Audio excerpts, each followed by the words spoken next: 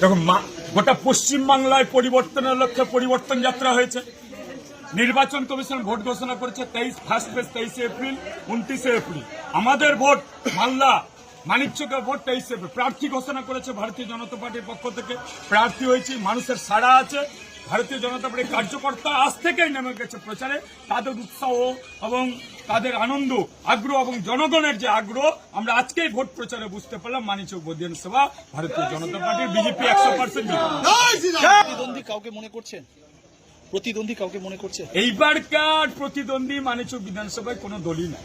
মানুষ চাইছে বিজেপি জিতুক, পরিবর্তন করুক এবং পরিবর্তনের লক্ষ্যে যা সুব্যবস্থা করতে হয় তার জন্য মানুষ চাইছে যে জঙ্গলরাজ সাফ করতে চাইছে, বেকারত্ব দূর করতে চাইছে, ভূতনির গঙ্গা ভাঙন থেকে শুরু করে কিষাণ জাতির এসটি হাজার থেকে শুরু করে মানিকচকের উন্নয়ন যে দরকার আছে, গোটা পশ্চিমবাংলার সাথে সাথে মানিকচকের যে উন্নয়ন দরকার আছে মানুষ সেটা বুঝে গেছে।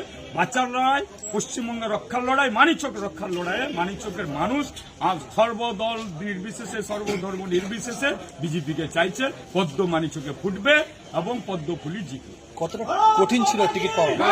টিকিট পাওয়া নিয়ে কটা কঠিন, দল সিদ্ধান্ত নিয়ে সার্ভে করে কে যোগ্য লোক ভারতীয় জনতা পার্টি তাকেই প্রার্থী করা হয়। সেই হিসেবে আমি দলের মনোনীত প্রার্থী হয়েছি ভারতীয় জনতা পার্টি।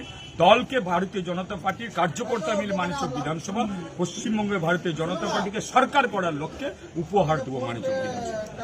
কাকে অভিনন্দন জানাবেন? এটা আমাদের ভারতীয় জনতা পার্টির কার্যকর্তা থেকে শুরু করে কেন্দ্রীয় নেতৃত্ব, রাজ্য নেতৃত্বকে, জেলা নেতৃত্বকে সকলকে করে জোরে অভিনন্দন।